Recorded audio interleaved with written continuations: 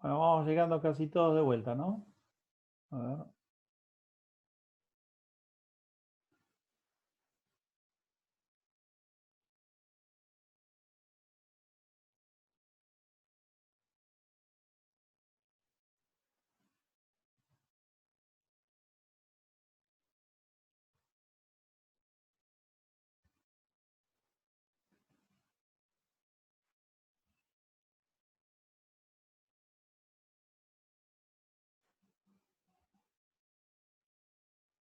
Bueno, entonces estábamos con este tema de la WAN.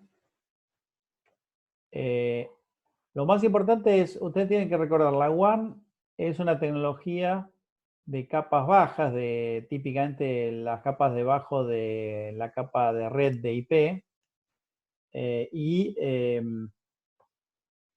y es una tecnología que está pensada, está diseñada para hacer un aprovechamiento, un mejor aprovechamiento del ancho de banda, que es el recurso más escaso, es decir, es el más costoso. ¿Tá? Esa es la lección que tienen que aprender, digamos, en este caso particular. No tiene que ver con el tema de los errores. Los errores, cuando pasamos de enlaces analógicos a enlaces digitales, eh, digamos, no, lo que sucedió es que en las capas más bajas no fue necesario implementar controles fuertes de errores, porque las probabilidades de errores eran mucho menores que las que se producían antes en los enlaces analógicos. ¿Tá? Con lo cual, la diferencia entre LAN y WAN no es que en WAN hay fuertes controles de errores. No, eso es la diferencia entre sistemas de transmisión digital y analógicos. ¿Tá? En el caso de de la diferencia de LAN y WAN es esta. Es decir, en el caso de WAN, el mayor aprovechamiento del ancho de banda. Ahora,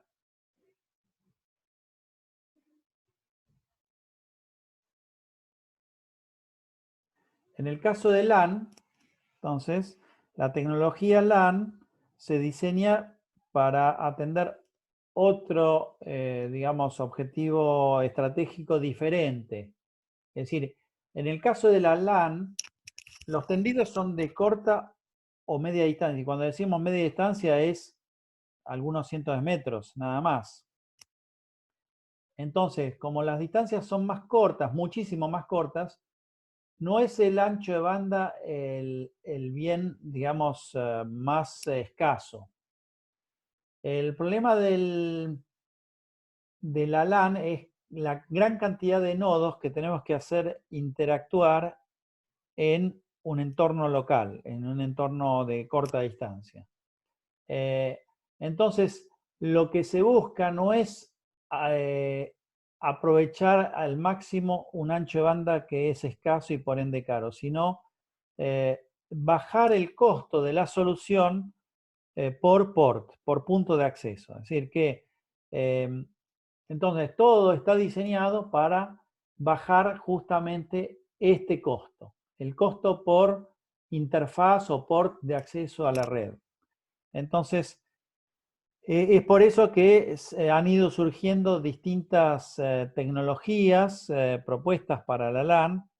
Las primeras tecnologías lo que buscaban era interconectar la gran cantidad de sistemas en entorno local a través de medio compartido. Entonces, los primeros fueron el uso de cable coaxil. Puede ser tanto cable coaxil, inicialmente era coaxil grueso, después pasó a ser cable coaxil fino.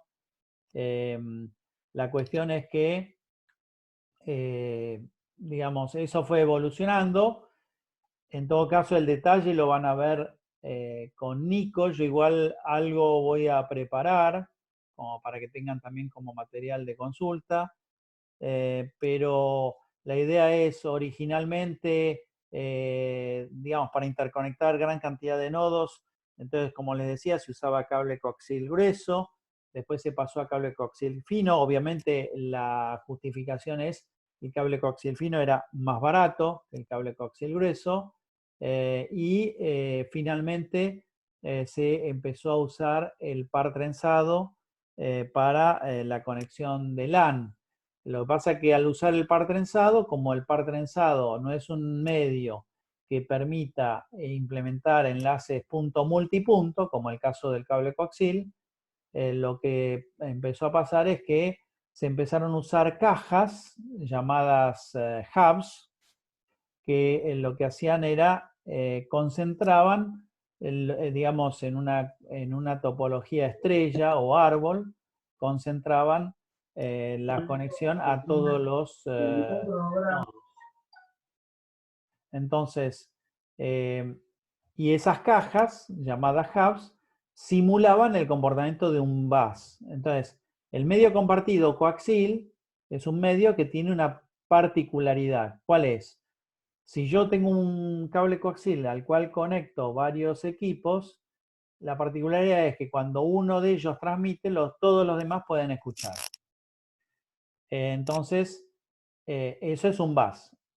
Encima, obviamente, como en el bus todos pueden transmitir, pero solo uno debería transmitir para que no se superpongan las señales y por ende no se, digamos, no se produzca lo que se llama colisión de tramas, digamos, siendo transmitidas por el mismo medio compartido. Hubo que pensar en protocolos de control de acceso al medio, el Medium Access Control, MAC. Entonces ahí, digamos, fueron surgiendo distintas propuestas de solución. Las más conocidas son las de Ethernet y después las de Token Ring. Entonces, la diferencia es, bueno, también y la de Token Bus, porque también está Token Ring, que en realidad no es una topología bus, sino que es una topología anillo. Pero bueno, ese detalle, como Token Ring ya no se usa en casi ningún lugar, vamos a obviar esa explicación para no, digamos, para invertir más tiempo en la mejor comprensión de las tecnologías más actuales. Entonces, se pasó de una topología bus a una topología star tree, utilizando equipos intermediarios llamados hubs y después más adelante switches, que lo que hacían era, tenían la conectividad gracias a enlaces punto a punto con cada uno de los nodos que se quería conectar en red, y esos equipos llamados hub o digamos por lo de hub and spoke o topología estrella o árbol, esos equipos lo que hacen es reciben la señal digital de uno de los nodos y la retransmiten haciendo repeating hacia todos los demás nodos. Es decir, que hacen un forwarding, digamos, pero directamente en capa 1, hacen lo que se llama repeating. Eso los hubs. Los switches, más adelante vamos a ver que lo que hacen es, hacen store and forward y por ende tienen un montón de beneficios y obviamente de contras. Entonces, después más adelante vamos a ir comparando las tecnologías de repeating con las de switching y las de después de routing, ¿no? Pero básicamente lo que hay que retener para entender por qué es una, digamos, qué hace a una tecnología LAN, sobre todo en su comparación con una tecnología WAN, es que en la tecnología LAN no preocupa demasiado el aprovechamiento del ancho de banda, por eso que hay algunos mecanismos que se usan que de alguna manera se usan y para que funcionen bien hay que desperdiciar ancho de banda, como en el caso de el uso de los bases, como los bases que se podrían tener, bases con share media, con cable coaxil o con hubs, donde para que funcione correctamente el tráfico agregado en la red debería ser menor al 10% de la capacidad del canal, es decir, que si es un enlace de 10 megabits, el tráfico agregado no debería superar el megabit por segundo. De todos modos, entonces, como dije antes, el diseño de las tecnologías LAN no está orientado a aprovechar el ancho de banda de los vínculos. Está pensado para disminuir el costo de la solución por port. Es decir que si yo tengo una solución de LAN que me costó en cableado, que me costó en equipamiento, que me costó en interfaces para cada uno de los nodos, etcétera, sumo todo eso, lo divido por la cantidad de nodos o de ports de esa red y me da un cierto costo. Bueno, el objetivo de las tecnologías LAN es abaratar ese costo. ¿Tá? Entonces, hay un montón de decisiones que se van tomando y que van haciendo que las tecnologías de LAN vayan evolucionando para ir reduciendo ese costo. Imaginen que, supongamos, por decirlo así, en una época las interfaces de WAN costaban más o menos en el orden de $1.000, $2.000 cada una para un router, por ejemplo, ¿no? En cambio, un port de LAN está de los $100 para abajo. Y uno dice, bueno, pero ¿por qué? Bueno, justamente los objetivos son diferentes. El port de WAN está pensado para transmitir, primero en mediana y larga distancia, entonces tiene que manejar otras potencias. Por otra parte, el port de LAN está pensado para, digamos, para poder interconectar gran cantidad de nodos en un entorno local y que esa interconexión de todos esos nodos termine resultando en un menor costo por port o por nodo de interconexión. Entonces, imagínense una red corporativa con, digamos, por ejemplo, 50 sucursales, tendríamos 100 interfaces, es decir, si contamos que en cada enlace punto a punto tenemos 2 interfaces, una de cada punta, 50 enlaces serían 100 interfaces WAN, por 1000, por ejemplo, daría $100.000, pero si ahora resulta que esa corporación tiene en cada punto de presencia 100 personas trabajando, por 50 da 5.000, 5.000 por $100 da $500.000. Es decir que el costo de la LAN, a pesar que el port es muchísimo más barato de LAN que el de WAN, el costo de la LAN en sí pasa a ser un elemento muy importante a tener en cuenta en el presupuesto de una organización. Entonces, a donde quiero llegar con esto es, como siempre en todos los cursos de comunicación de datos y redes se hace mucho hincapié en los aspectos tecnológicos, me parece importante que hagamos el hincapié en por qué las tecnologías están diseñadas como están diseñadas, y ese por qué está guiado por estos aspectos que tienen que ver con el costo, con digamos, cómo hacer que la solución sea la adecuada en calidad y en costo para los usuarios. No sé si darle mucho más a este tema, porque más adelante con Nico van a meterse más a fondo en el tema este de tecnologías LAN, y a lo sumo repasaremos muy poquito de WAN, es decir, el foco lo vamos a hacer en el repaso de LAN. Con lo cual, bueno, sí, vos, Claudio, ¿qué querés decir? Sí, quería hacer una consulta.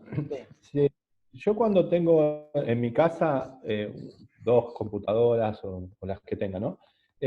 Tengo mi LAN, ¿no? sí. Ahora, después todas esas computadoras están conectadas con un router, que es el de Fivertel o el que sea. Y después ese router, o modem, como lo llaman, tiene un cable coaxil, ¿no? Que ese cable coaxil, supongo que debe viene una caja de acá afuera. Sí. Después, ¿en qué momento se convierte en protocolo de WAN? ¿De acá a la caja o entre las cajas? ¿O por afuera?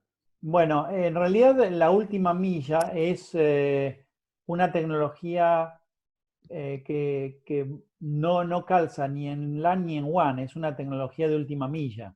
Es decir, tecnología de última milla se llama a la tecnología que permite conectar a los usuarios abonados con los centros de presencia de las telcos. ¿Ah? En este caso, por lo que vos me describís, entiendo que vos tenés un acceso por cable módem, es decir, que la empresa Claro, de televisión por cable te brinda además un acceso a Internet. sí, En el caso de los que usan el teléfono, tendrías un acceso usando DSL, Digital Subscriber Line, entonces sí, tendrías un modem ADSL, por ejemplo, sí. para conectarte a Internet. En realidad lo que sucede ahí es, hay un aprovechamiento del medio físico que se usa para llegar hasta tu casa, por parte, por ejemplo, en tu caso, de la cablera, donde además de darte, digamos, televisión, te dan datos. Encima esto es algo que hoy ya, Ah, es una señal analógica que después se convierte en digital con el módem. claro, digamos, en realidad comparte el mismo cable por el cual a vos te llegan los canales de televisión por cable. Y Claro. generalmente en ese cable, yo no soy un especialista de cableras, digamos, pero entiendo que en ese cable coaxil se hace, digamos, FDM, se hace un multiplexado por división de frecuencia y en algún o algunos canales de esos canales de frecuencia que se multiplexan, a su vez se hace, digamos, el STDM porque se mete por ahí los datos. Entonces Ah, el cable modem lo que hace es te sube los datos a ese espectro de frecuencia en el cable, digamos, de la cablera. Pero mm, eso también va evolucionando porque la cablera también empieza a usar otras tecnologías para llegar a muchos abonados, por ejemplo, con fibra. Entonces, en realidad llega con fibra a un centro de de un punto a cableado punto. de la manzana, por ejemplo, y de ahí va con cable coaxil hasta el domicilio. Está bien. Y yo lo que le había preguntado en la cosa anterior es si un protocolo de WAN tiene otro tipo de cosas. eh, si yo en mi LAN tengo un cierto protocolo, Sí, si hay pérdida de información entre cambios de protocolo, porque no es lo mismo un protocolo que tiene ciertos checks, son ciertas cosas, y otro protocolo, o sea, o es indistinto, estoy diciendo cualquier cosa, no sé, por ahí estoy diciendo algo que no tiene nada que ver, pero ¿se pierde información en algún momento de no, algo? no es que se pierda información. Hay funcionalidades. Normalmente, si vos, digamos, la funcionalidad principal del LAN WAN es transportar datos desde un punto, digamos, geográfico a otro. ¿Tá? Sí, Si esos dos puntos geográficos están, digamos, a poca distancia, se suelen usar tecnologías LAN. ¿Tá? Y sí. cuando ya tenés mayores distancias, del orden de los miles de metros a miles de kilómetros, digamos, entonces ya se Entiendo. empiezan a usar tecnologías más de tipo WAN. Ahora, Ah, vos desde tu computadora en realidad no tenés percepción de ese mundo. Lo que vos percibís es es una que, abstracción lo que yo tengo, como decías claro, vos de la nube. vos lo que haces es decir, bueno, yo tengo que enviar estos datos que en realidad los mando por IP, obviamente, digamos, si ya viste IP entendés de qué se trata, si no lo vas a ver más adelante, pero mandás los datos en un mensaje, en un datagrama IP, que viaja encapsulado, al principio en una trama frame relay, pero después puede ser desencapsulado y encapsulado en cualquier otro tipo de trama, digamos, de tecnología LAN o WAN. Ah, entonces se encapsula, se desencapsula, se encapsula, se desencapsula hasta que llega hasta el otro extremo. Que es lo que yo expliqué el lunes pasado. Está bien, no, no, perdón. Lo que pasa es que yo me cuesta entender todo. Sí, no, no hay problema. Pero esos son los conceptos más importantes. Por eso le damos tanto énfasis a esta primera parte del curso, porque es importante que estos conceptos estén bien aprendidos, porque si no, es como que dominás, digamos, sabés muy bien cómo es el pino o cómo es, no sé, el ciprés, pero no entendés bien cómo es el bosque, ¿entendés? Claro, Es decir, perfecto. es importante que en esta primera etapa de la asignatura repasemos y fijemos bien algunos conceptos básicos, porque si no después cuesta aprender los detalles. Es decir, Está porque bien. no entendés por qué los detalles. ¿Se entiende? Es decir, no sé si me explico correctamente. Sí, sí, sí, sí. Entonces, básicamente, a ver si cuando yo envío un paquete desde mi computadora, desde una capa de aplicación hacia una capa más baja, se va haciendo como una mamushka, una cosa que tiene Exacto. muchas... Y ese paquete viaja por mi LAN, después la WAN va a ser lo mismo, pero en trayectos más largos, Sí. y cuando llega el usuario final del otro lado, le va a llegar la misma información porque la información no se pierde. Sí. Porque Si vos eso que vos... hicieses, claro, si vos hicieses una analogía con el transporte de mercadería, por decirlo así, Sí, es como sí, si dijeses, vos armás un paquete, ¿tá? Ese paquete se junta con otros paquetes, se mete en un container. sí. El container sale de, por ejemplo, no sé, de Pilar, en un semi, en un camión. Claro. Viaja por la autopista, llega a, o incluso te lo hago más complicado, viaja desde un lugar remoto en Jujuy o en Tucumán y llega a la estación de tren de Tucumán, y ese container lo bajan del semi del camión y lo suben a un tren. ¿Tá? Ese tren llega a Retiro, lo bajan de ese tren, lo suben a otro camión que lo lleva hasta el puerto, o tal vez el tren, el vagón entra directamente al puerto, descargan digamos, el container y lo cargan en un buque. El buque zarpa, sale, llega, suponete, a Marsella, no sé, ahí es descargado del buque el container y cargado en otro tren que sale y que viaja hasta, no sé, hasta Lyon o hasta París, digamos, y ahí se carga del tren, se descarga del tren, se carga en un camión, hasta que finalmente llega a destino donde, digamos, abren el container, digamos, y sacan todos los bultos que hay ahí adentro y se lo entregan a cada uno de los destinatarios. Ese proceso es bastante parecido al que sufren los mensajes de datos en la red de datos. Claro. ¿No? Digamos, si bien todos los sistemas de transporte parecen parecidos porque todos transportan containers, cada uno tiene sus particularidades. Es decir, el transporte Exactamente. de camión, el transporte de tren, el transporte en barco o en avión o digamos lo que surja. ¿No? Y hay transportes que son más caros, como decías, de los equipamientos WAN que son con más potencia, requieren incluso más energía de consumo de electricidad y todo Sí, para llegar. por ejemplo, ¿por qué es más cara la WAN? Porque en la misma fibra que vos pondrías en un edificio para ir de la planta baja al último piso, es la fibra que tenés que tender en una zanja, digamos, durante decenas o cientos de kilómetros. Claro, ¿Me explico? Entonces, el sí. costo no es el mismo. Y una última pregunta, si supongamos que necesito cablear en una Sí. empresa, en una fábrica que tenga hectáreas en un campo, Sí. eh, supongamos que hay acceso a la compra. ¿Se puede comprar un equipamiento WAN para conectar dos puntos, punto a punto? Y se comportan como si fuesen... Sí, perfectamente. Es decir, Ah, lo que pasa es que cuando empezás a averiguar los precios, te das cuenta que no es para nada barato.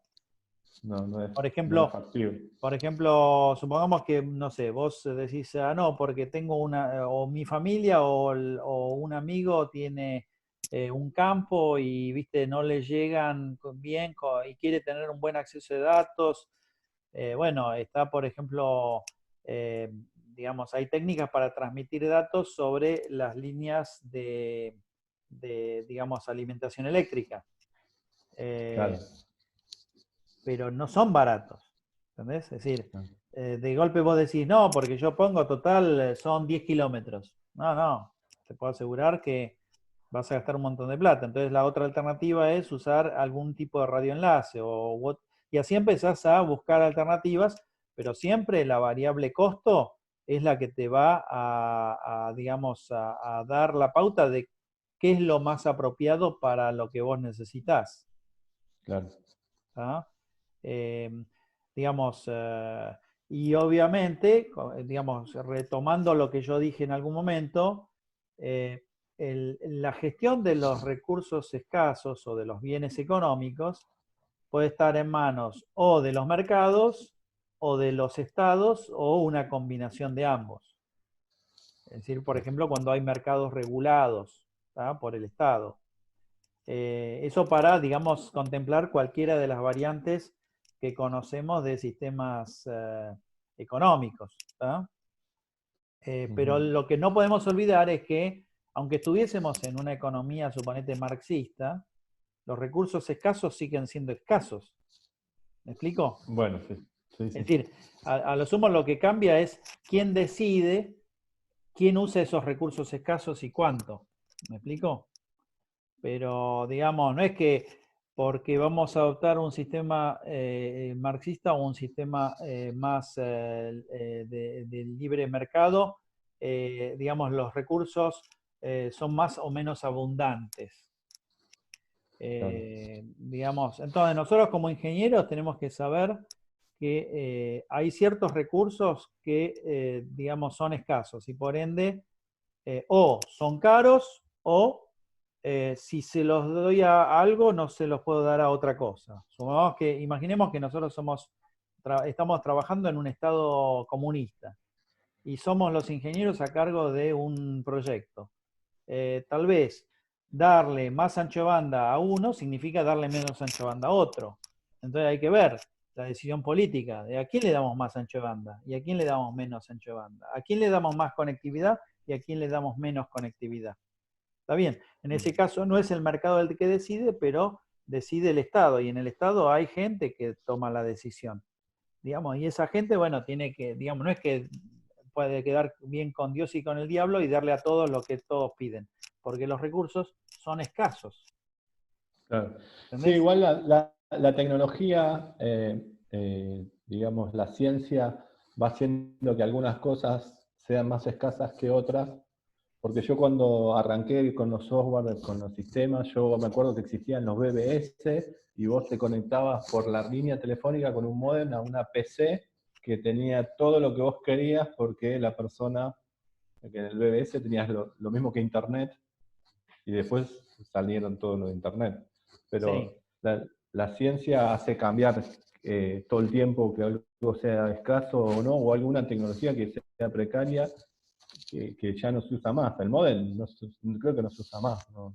El modem de Claro, teléfono. el módem, digamos, el módem que se usaba para transmitir por línea dial-up. Claro, Sí, sí, sí. claro, dial-up en la analógica que hacía el ruido ese y después te Sí, sí, sí. conectabas a un servidor en BBS Pero eso era y porque después lo vos podías. usabas el canal telefónico, que es un canal de ancho de banda limitado, para transmitir, es un canal de transmisión analógica para transmitir una señal digital usando una tecnología modulada, ¿entendés? Es decir, de modulación de modulación. Eh, Claro, pero en definitiva también era una solución de última milla. ¿Ah? Lo que sucede es que las telcos también fueron evolucionando. Le ofrecieron primero última milla con dial-up, después le empezaron a ofrecer última milla con alguna solución DSL, ¿entendés? Y incluso en un claro, momento las telcos empezaron a tener como competidoras a las cableras que empezaron a ofrecer acceso a Internet, digamos, con cable módem, ¿entendés? Es decir, digamos, y así fue evolucionando. Pero yo nombré, por ejemplo, un hecho importante que fue en los años 90, cuando los Bell Labs, digamos, terminaron de diseñar la tecnología de multiplexado por división de longitud de onda en las fibras. Entonces, lo que permitieron, Eso fue un boom muy importante porque para las telcos fue un boom terrible, porque las telcos con el mismo cable de fibra que ya tenían tendido, podían multiplicar por 10 el ancho de banda que podían hacer pasar por ahí. Tremendo. Ahí es donde de golpe se abarataron las comunicaciones telefónicas. A tal punto, yo por ejemplo viví del 89 al 92, viví en París. Cada vez que yo quería hablar por teléfono, eran $4 el minuto. Claro. ¿Entendés? Entonces 10 minutos eran $40 en esa época. Sí. Digamos, lo que yo hacía era, me hacía un script y decía lo que quería decir. Entonces hablaba con mi familia 10 minutos y eso era, digamos, con suerte podía hablar 2 veces por mes con mi familia, 10 minutos cada vez. Hoy, Claro. en realidad, con WhatsApp podés hablar todo lo que quieras. Sí, sí. Ahora, eso es gracias a qué? A que se abarató el ancho de banda. Claro. Y eso fue gracias a, entre otras, el descubrimiento de Bell Labs del multiplexado por división de longitud de onda en las fibras. ¿Entendés? Eso fue un boom terrible. Impactó terriblemente. Y obviamente lo que pasó también es que las telcos pasaron de hacer conmutación de circuitos a hacer conmutación de paquetes. Y hoy prácticamente todas las telcos te transmiten voz sobre redes de paquetes y típicamente sobre IP. ¿Entendés? Claro. Entonces, todo eso impactó en el costo y por ende en el precio final para el usuario. Ujú. Bueno, no sé los demás si tienen alguna pregunta porque ya en unos minutos vamos a terminar, no nos va a quedar mucho más tiempo para ver otros temas hoy.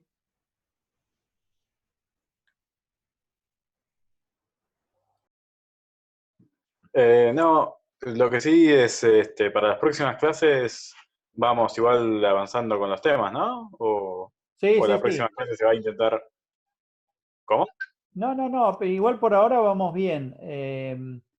Digamos, ahora tengo que ver con con Nicolás, a ver si en vez de seguir con el repaso como estamos avanzando ahora, porque lo próximo es repasar arquitectura TCP/IP con los distintos protocolos, como para tener una idea general de lo que vamos a ir viendo más adelante, tal vez avanzar un poco sobre los detalles de las tecnologías LAN eh, para después retomar un poco lo de las arquitecturas TCP/IP y después continuar con LAN switching y VLANs.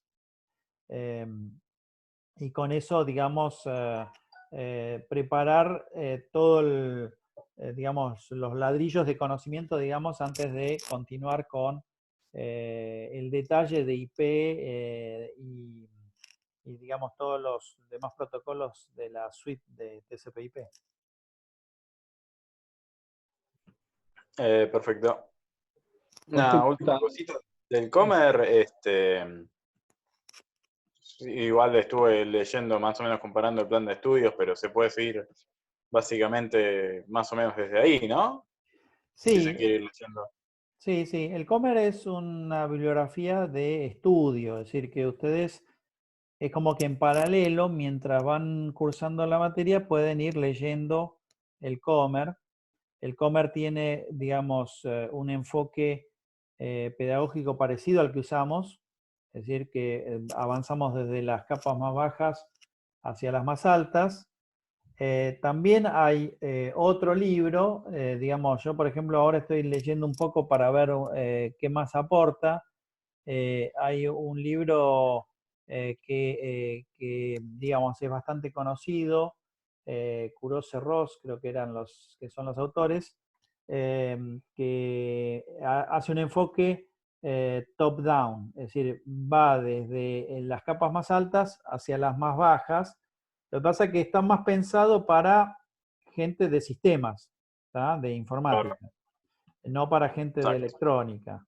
Pero no está mal el enfoque porque eh, nunca hay que perder de vista que el objetivo de las redes son los procesos aplicativos distribuidos. Eh, entonces, entender qué es lo que necesitan los usuarios de la red es muy importante a la hora de implementar soluciones de networking.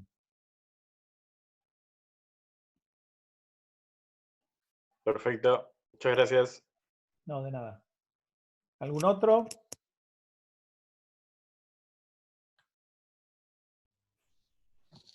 Una consulta. Sí. Yo tengo amigos que hicieron el curso de Cisco y usan unas herramientas que vos conectás switch y haces pruebas. ¿Esas Sí. las vamos a ver en la materia?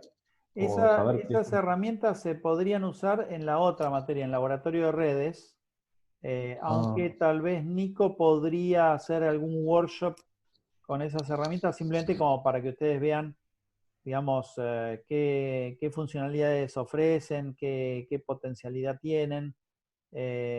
Son herramientas son de simulación. Claro. Tienen, tienen la ventaja que, digamos, son muy prácticas. Tienen la desventaja que son muy Cisco oriented, es decir, son herramientas muy Claro. para aprender a manejar el equipamiento Cisco. Entiendo. Y uno de los inconvenientes que tiene Cisco es que el objetivo de Cisco es que ustedes aprendan a usar los equipamientos de Cisco y las soluciones de Cisco, no es que ustedes aprendan networking. ¿Y no hay Entonces, a nivel académico algo open source o algo así que sea para...? Nico, no sé si Nico está en línea. Sí, hay, pero digamos, pasa que open source, ¿qué? Porque los equipos en general no son tan open source, ¿sí? O sea, vas a terminar manejando una u otra marca de equipos. Hay, digamos, emuladores que lo que hacen es cargar imágenes originales Pasa que la imagen original en teoría no es open source. Hay algunas que sí son como educativas y que te permiten, sí, aprender a configurar o tener una red que tenga equipos de tal, quizás ya no de una sola marca, sino de multimarca, ¿sí? A mí, si no, lo que me gustaría sería poder aprender algún entorno virtual o alguna cuenta de Azure gratuita y configurar redes o en un VMware, que yo tengo acceso a VMware y por ahí algo así. O igual, capaz que con los conceptos que veo acá ya voy a entender de armarme mis VLANs y esas cosas, supongo, ¿no? Sí. Sí, pasa que tenés que, digamos, tocar, en algún momento tenés que tocar dispositivos de comunicaciones, ¿no? O sea, vos podrás ver desde el lado de los end system, que serían quizás los virtualizadores, ¿sí? Y configurar bien el tema de la segmentación de las VLAN, etcétera, pero después el virtualizador tiene que hablar con un, digamos, un switch que soporte VLAN, ¿sí? Y bueno, eso el switch o lo tenés físico o lo tenés que, digamos, si no, emular, ¿no? Claro. Y otra cosa que utilizo yo es un Linux que se llama pfSense. No sé si lo sentieron nombrar alguna vez. Que te Sí, permite rastrear mucho. es como un firewallcito todo armado, una distribución. Es genial eso. Sí. Te evitas un montón de configuraciones de VMware que te hacen mucho más fácil la cosa. Pero hay cosas de esa herramienta que no manejo todavía. Claro, sí, sí, sí. Sí, en realidad el pfSense es una solución open source muy interesante que hace, digamos, de router y de firewall, que te permite